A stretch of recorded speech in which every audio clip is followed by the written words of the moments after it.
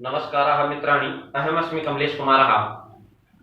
अस्माकं संस्कृतसाहित्यम् इति चैनले भवतां शमिशां हार्दं हार्दं स्वागतम् अभिनंदनम च। आज मैं पुनः आपके समक्ष भामह दंडी वामन के मत में काव्य लक्षण को लेकर के प्रस्तुत हुआ हूँ। आचार्य भामह अपनी रचना काव्य अलंकार में काव्य का लक्षण देते हैं कि शब्दार्थो सहितो काव्यम, अर्थात शब्द और अर्थ दोनों का समभाव को काव्य कहते हैं। और वह दो प्रकार का होता है, गद्यम पद्यम तद्विधा।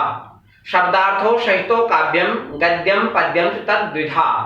वह गद्य और पद्य से दो प्रकार का होता है। यहाँ पर ध्यान देने की बात है कि वस्तुतः हमारे संस्कृत साहित्य जगत में दो प्रकार के आचार्य मिलते हैं। एक वह जो शब्द को प्रधान मानते हैं और दूसरे वे जो अर्थ की प्रधानता को स्वीकार करते हैं। शब्द वादी आचार्यों को कहना है कि शब्द ही अर्थ का वाचक होता है, अतः शब्द प्रधान होता है।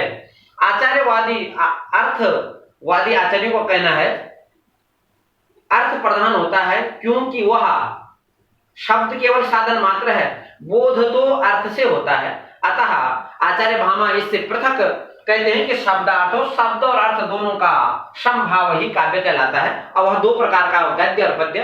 पुनः संस्कृत, प्राकृत और अपभ्रंश से वह पुनः तीन प्रकार का होता है। पुनः एक बार हम शब्दार्थो सहितो काव्यम गद्यम पद्यम तद्विधा संस्कृतम प्राकृतम चान्यद अपभ्रंश इति त्रिधा। इस प्रकार से तीन प्रकार का होता है। पुनः हम आचार्य दंडी के मत में आते हैं कि शरीरम तावद इष्टार्थ व्यवच्छिन्ना पदावली। आचार्य दंडी कहते हैं कि इष्ट अर्थ व्यवच्छिन्ना पदावली शरीरम, अर्थात इष्ट अर्थ को कहने वाली ऐसी पद की अवली। ये शब्द आचार्य हैं, ये केवल शब्द को प्रधान मानते हैं, इसलिए कह रहे हैं कि शरीरम तावद इष्टार्थ व्यवच्छिन्ना पदावली। ऐसी इष्टार्थ व्यवच्छिन्न पदावली को क्या कहते हैं? काव्य कहते हैं। उनका कहना है कि जो अभीष्ट अर्थ को प्रदान करे। इन्होंने अग्नि पुराण काल के मत में भी यही मत था उनका भी। संक्षेपात वाक्यमिष्टार्थम व्यवच्छिन्ना पदावली, अग्नि पुराण काल ने कहा था। और आचार्य दंडी कहेगी शरीरम तावद इष्टार्थ व्यवच्छिन्ना पदावली। अर्थात यहाँ पर आचार्य दंडी का कहना है कि इष्ट अर्थ को कहने वाली ऐसी पदों की अवली, पदों की पंक्ति को क्या कहते हैं? शरीर, काव्य शरीर कहते हैं।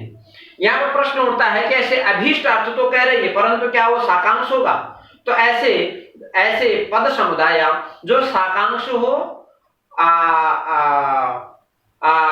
योग्यता, आकांक्षा और आसक्ति युक्त पदों से युक्त हो, ऐसी जो पद रचना हो, वह शरीर काव्य शरीर कहलाता है। आगे आचार्य वामन के मत में कहते हैं, आचार्य वामन कहते हैं कि काव्यम ग्राह्यम अलंकारा।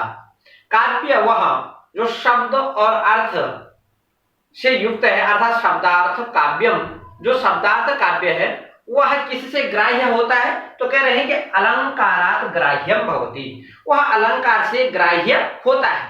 कह रहे हैं कि सौंदर्यम अलंकारा। फिर वही आगे सूत्र में कह रहे हैं कि वह सौंदर्य ही क्या है? अलंकार है। देखिए, अलंकार से ग्राह्य होता है काव्य, और वह अलंकार क्या है? पुनः प्रश्न होता है तो बोले सौंदर्यम अलंकार, जो सौंदर्य है वही अलंकार है।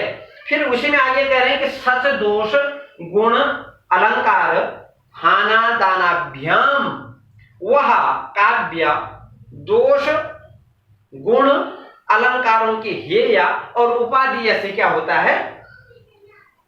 काव्य होता है।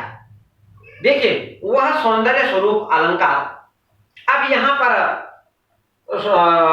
विषय यह है कि वस्तुतः अलंकार का सामान्य अर्थ आभूषण लेते हैं, और इसको संक्षेप में आचार्य वामन ने स्पष्ट किया है इस बात को कि अपने काव्य लक्षण में उन्होंने स्पष्ट किया है कि काव्यम ग्राह्यम अलंकारात्, काव्य को अलंकार को ग्रहण करने से क्या होता है, काव्य होता है। अर्थात काव्यम अलंकारात् ग्राह्यम भवति, काव्य जो है अलंकार से ग्रहण होता है। और वो अलंकार क्या है, पुनः प्रश्न समुदेति कि वो अलंकार क्या है, तो उसका फिर अगला सूत्र में करें सौंदर्यम अलंकार। वह जो सौंदर्य है, काव्य का जो सौंदर्य वही क्या है, अलंकार है। पुनः कह रहे हैं कि सह दोष गुण अलंकार हाना दानाभ्याम, वह काव्य ऐसा होगा जिसमें दोषों का हान हो, गुणों का आदान हो और अलंकार युक्त हो, ऐसी रचना काव्य कहलाएगी। यहां पर कवि का कहना है कि वस्तुतः अलंकार तो केवल वस्तुतः शब्द अलंकार, अर्थ अलंकार और वह अलंकारों का वस्तुतः ऐसे विवेचन किया जाता है। तो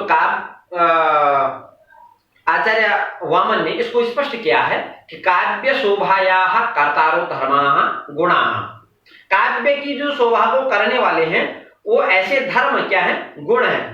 और तदतिशय हेत वस्तु अलंकाराः, और उसमें अतिशय शोभा को बढ़ाने वाली क्या है, अलंकार है। तो जो मुख्य धर्म है वो क्या है, गुण है। और जो अलंकार है, शब्द अलंकार, अर्थ अलंकार, ये क्या है, अतिशय सुंदरता को लाते हैं। जैसे आचार्य मम्मट के गुण लक्षण में भी प्रतीत होता है कि ये रसस्यांगिनो धर्माः शौर्यादय युवात्मनः उत्कर्ष हेतवस्तेः स्युः अचल स्थितयो गुणाः। ये जो अलंकार हैं ये अचल स्थिति वाले धर्म हैं, किसके, काव्य के। ये जो गुण है वो रस के नित्य धर्म है। और अलंकार जो है, अलंकार अर्थात श्लेष वक्रोक्ति यमक आदि जो शब्दालंकार है, उपमा रूपक अपनहुति विशेषोक्ति इत्यादि जो अर्थालंकार हैं, इन अलंकार ये क्या है, अचल है, अस्थिर है, स्थिर नहीं है। जबकि गुण क्या है, स्थिर धर्म है काव्य के। यहां पर कहना है।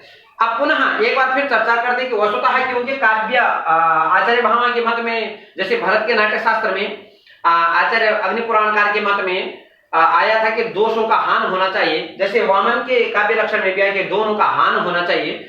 दोष ऐसे श्रुति कटु दोष, असाधु इत्यादि दोषों का क्या होना चाहिए, हान होना चाहिए, उनका हेय होना चाहिए। तो इससे पहले आचार्य भामा अपने काव्य लक्षण से पूर्व कहते हैं कि ना कवित्वम अधर्माया मृतै दंडनाय वा कुकवित्वम पुनः साक्षात् मृतिर्माहुर मनीषिणा। इस प्रकार से उन्होंने काव्य में दोषों की हेयता को स्वीकार किया है। गुण का विवेचन भी काव्य अलंकार में मिलता है, आचार्य भामा कृत जो काव्य अलंकार है। पुनः आचार्य दंडी ने भी यद्यपि अपने काव्य लक्षण में नहीं दिया है, फिर भी उन्होंने कहा है, उन्होंने पूर्व से ही उसका ग्रहण कर लिया है। उन्होंने कहा आचार्य दंडी ने कि वाचाम विचित्र मार्गाणाम निबंधु क्रिया विधिम तय ही शरीरम च काव्यानाम अलंकारा से दर्शिता। यहाँ पर अलंकार से गुणों का और अलंकारों का ग्रहण किया गया है। और उसके बाद कहा उन्होंने शरीरम तावत इष्टार्थ व्यवचिन्ना पदावली। अतः और उसके बाद आचार्य वामन ने स्पष्ट कहा है कि गुण अलंकार हाना दानाभ्याम, अर्थात ऐसा काव्य जिसमें ऐसा काव्य जो दोष रहित हो, गुण और अलंकार सहित हो, ऐसी जो रचना काव्य कहलाती है। अतः यहाँ पर भी विवेचन करने से स्पष्ट होता है कि आचार्य भामा ने भी दोषों को स्वीकार किया है, आचार्य दंडी ने भी दोष गुण अलंकार दोषों की हेयता गुण अलंकारों का ग्राह्य स्वीकार किया है। और आचार्य वामन ने तो स्पष्ट ही अपने लक्षण में स्पष्ट दिया है कि दोषों की हेयता होनी चाहिए और गुण अलंकार आदि का उपादान होना चाहिए। अतः शब्दार्थो, पुनः एक बार हम के शब्दार्थ कैसा होना चाहिए, शब्दार्थो काव्यम, शब्दार्थो काव्यम भवति, काव्य होता है काव्य। और वह कैसा होना चाहिए, दोष रहितम, दोष के रहित होता है, दोष रहित और गुण सहित, गुण सहित और अलंकार सहित। इस प्रकार से अलंकार सहित, इस प्रकार से आचार्य महामह ने, आचार्य दंडी ने और आचार्य वामन के मत में काव्य की परिभाषा इस प्रकार से दी गई है। आपको, आप सभी दर्शकों से निवेदन है, यदि मेरे वीडियो आपको पसंद आई तो लाइक सब्सक्राइब जरूर करें। धन्यवाद, नमस्कार।